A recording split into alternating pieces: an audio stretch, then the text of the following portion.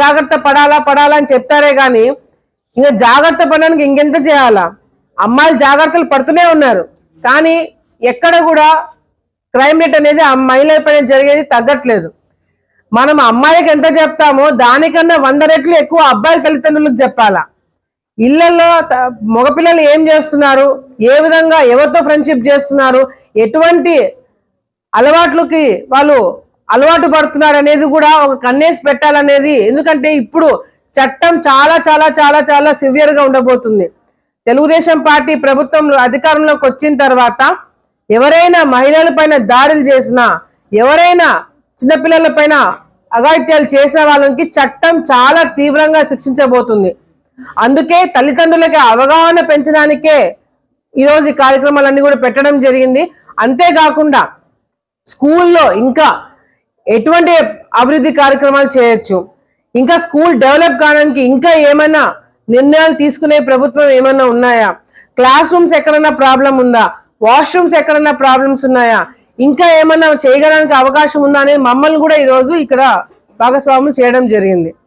So ఇటువంటి ఒక మంచి కార్యక్రమంలో మామూలుగానే మేము మా ప్రభుత్వం ఆదేశాలు ఇచ్చింది కాబట్టి వైఎస్ఆర్సీపీ నాయకులు ఇటువంటి కార్యక్రమాలకి రారు.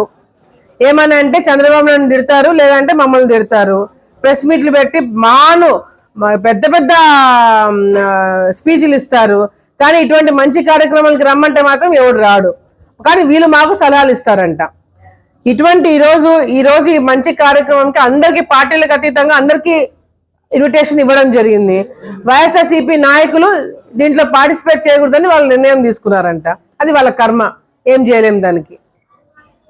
కానీ ఈరోజు తెలుగుదేశం పార్టీ ప్రభుత్వం అధికారంలోకి వచ్చిన తర్వాత చిన్న స్థాయి కార్యకర్త నుంచి ముఖ్యమంత్రి స్థాయి వరకు ప్రతి ఒక్కరు కూడా అన్ని బాధ్యతలు తీసుకోవడం జరుగుతుంది. ముఖ్యంగా మహిళల పైన జరిగే అఘాయిత్యాల పైన, మహిళల మీద జరిగే దాడులు ప్రతి ఒక్కరు కూడా చాలా సీరియస్ గా తీసుకోవడం జరుగుతుందని చెప్పి కూడా ఈ సందర్భంగా తెలియజేసుకుంటూ మరొకసారి ఈరోజు ఈ స్కూల్ కి రావడం జరిగింది.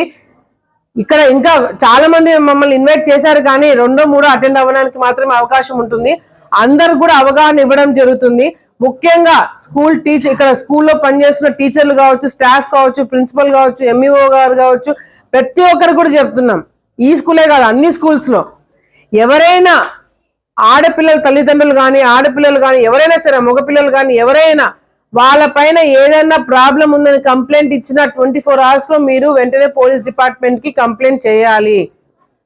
తల్లిదండ్రులు ఏదైనా ఇష్యూ మీ దగ్గరికి తీసుకొని వస్తే అది మీ పై అధికారులకు కావచ్చు, లేదంటే పోలీస్ డిపార్ట్మెంట్ కావచ్చు, తప్పకుండా విత్-ఇన్ 24 hours లో తీసుకోబోతున్నాం. కాబట్టి అందరు ఆశీస్సులు కావాలా. తెలుగుదేశం పార్టీ ప్రభుత్వము మరి అదే విధంగా లోకేష్ అన్న గారి ఆదేశాల మేరకు ఈ కార్యక్రమం సక్సెస్ అవ్వాలి. మాకు కూడా తెలియని విషయాలు ఏదైనా స్కూల్ ఏదైనా పడే ఇబ్బందులు కూడా మా దృష్టికి వస్తే అది ప్రభుత్వం దృష్టికి తీసుకొని వెళ్ళి వెంటనే దానికి సాల్వ్ చేసేదానికి ఇది ఒక మంచి అవకాశంగా భావిస్తున్నానని చెప్పి కూడా సందర్భంగా తెలియజేసుకుంటున్నాము.